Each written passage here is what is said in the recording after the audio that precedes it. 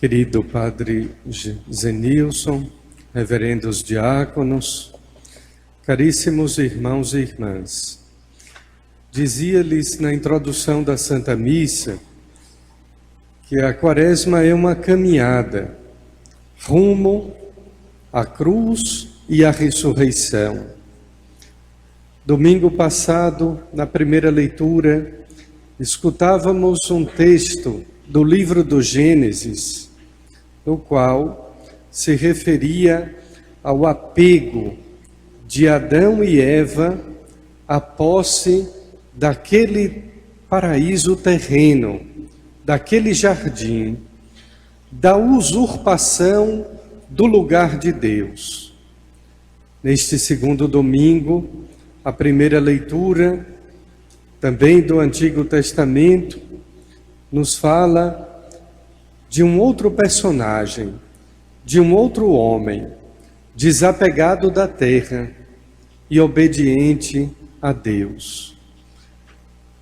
Pelo patriarca da fé, Abraão, todas as gerações tiveram a promessa da bênção. E como é bom uma bênção, como é bom ser abençoado, logo de manhã cedo, para se ter um dia abençoado, uma noite abençoada, uma noite santa. Mas na caminhada para a Páscoa, não basta apenas uma bênção. É necessária a graça de Deus. Mais importante do que a bênção é a graça de Deus. Porque a bênção, embora seja de Deus, eu posso lhe desejar que Deus lhe abençoe. Mas a graça, somente Deus pode nos dar. Exceto quando o sacerdote celebra os sacramentos, e pelos sacramentos nós recebemos a graça de Deus. Desse modo que nós chegamos então ao Evangelho de hoje. Todo o segundo domingo da Quaresma nos traz a transfiguração de Jesus no Monte Tabor. Ele ainda não subiu o Monte Calvário. Antes ele sobe uma outra montanha, o Monte Tabor, para se transfigurar diante dos discípulos. Os discípulos escolhidos não foram 12. Para subir o Monte Tabor foram 3. 3 discípulos amados. Para subir o Monte Calvário, apenas 1. Entre 11, apenas 1. De 12, a proporção de 3. De 11, a proporção de 1. Aqueles 3 discípulos amados eram discípulos testados na fé e no amor. São os requisitos básicos para se chegar ao céu, à glória. A glória de Deus requer para nós fé e amor. Os 3 discípulos eram provados, sim, no amor, mas também na fé. O próprio Pedro havia professado antes a sua fé. Tu és o Cristo, o Filho do Deus vivo. E isso lhe possibilitou subir o Monte Tabor na companhia de Jesus. Igualmente os outros 2, Tiago e João, provados no amor, daqueles que afirmaram: irei contigo aonde tu fores.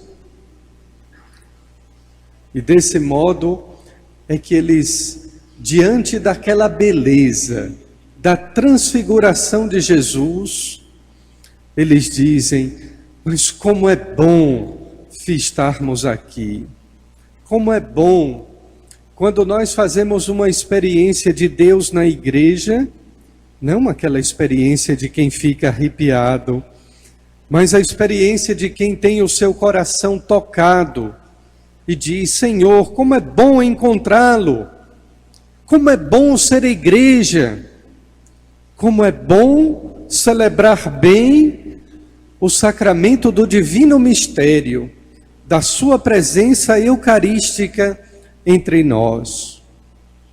Os 3 discípulos, de fato, queridos irmãos, estavam encantados, maravilhados, extasiados. Não economizemos adjetivos.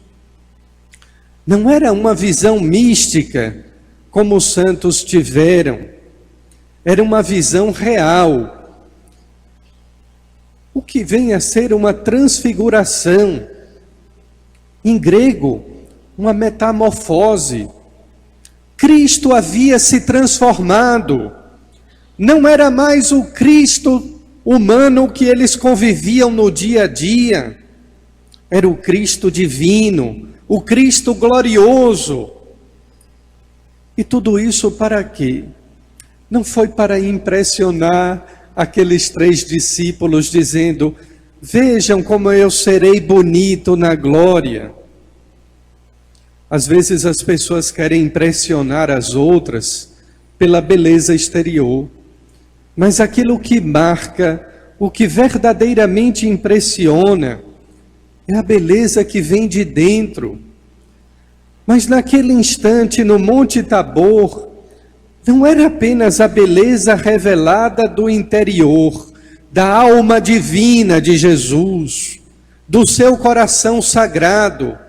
Era mesmo uma beleza exterior, uma beleza tão resplandecente, que o seu rosto estava fulgurante, que as suas vestes eram resplandecentes. Houve de fato, realmente, uma transformação, uma metamorfose. E tudo isso para quê? Pergunto mais uma vez e repito: não para impressionar aqueles 3 discípulos, mas para lhes dizer da glória que esperava não apenas aos 3, mas também a nós. E sobretudo, para que eles não se escandalizassem da cruz. A cruz ainda hoje é um escândalo. Ainda hoje, e que pena, muitas vezes dentro da igreja, as pessoas recusam a cruz. Já disse uma vez aqui, somente existe um ser que foge da cruz. É Satanás. Este foge da cruz, do poder glorioso da cruz. Nós cristãos adoramos a cruz, não como um instrumento de sofrimento, de suplício ou de tortura. Nós adoramos a cruz porque ela é sinal da nossa salvação. É pela cruz que a morte é vencida. É pela cruz que nós somos redimidos. E é dessa maneira, queridos irmãos e irmãs, que Jesus se transfigura diante dos discípulos para que eles não se escandalizassem da cruz. Porque cruz dá sentido à nossa vida pela fé. Mas aqueles que não têm fé também possuem as suas cruzes. O ateu tem a sua cruz. O agnóstico possui a sua cruz. Aquele outro de outra religião também tem a sua cruz. O que eles não sabem é se santificar pela cruz. O que eles não creem é que pela cruz nós chegamos à glória, à transfiguração. E por isso então Jesus se transfigura, lhes antecipa a glória do Pai. Vou tentar traduzir em palavras mais simples. É como se cada um de nós estivesse passando por um momento muito difícil, um sofrimento terrível, uma doença atroz, E a gente está ali rezando, pedindo cura, pedindo consolo, pedindo, suplicando um milagre. E nosso Senhor nos toma pela mão, nos leva num cantinho e diz: você está chorando, suas lágrimas estão caindo, você está sofrendo horrivelmente. Olhe, feche seus olhos que eu vou lhe mostrar o que é que vai acontecer depois de tudo isso, depois de todo esse sofrimento, depois de todas essas lágrimas, após seus gritos, seus ais, seus gemidos e seus lamentos. Veja que bonito você vai ter. Foi mais ou menos assim a experiência. E eles ficaram tão encantados que queriam ficar ali. A proposta de Pedro foi de armar 3 tendas. Lembrem-se que a tenda é o lugar da provisoriedade, é a barraca de camping, é o acampamento. Nós não temos endereço fixo nesse mundo. Nesta terra nós somos peregrinos, nós somos passageiros. Estava tão bom, era tão belo, tão bonito estar ali na companhia do Cristo glorioso.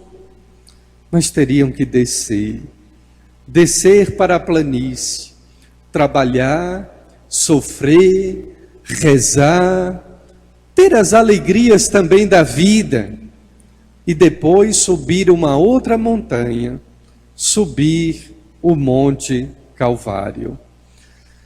Queridos irmãos e irmãs, nesta caminhada quaresmal, todos nós, na provisoriedade da vida, do tempo presente e deste mundo em que habitamos, o mundo que hoje se amedronta diante de um vírus.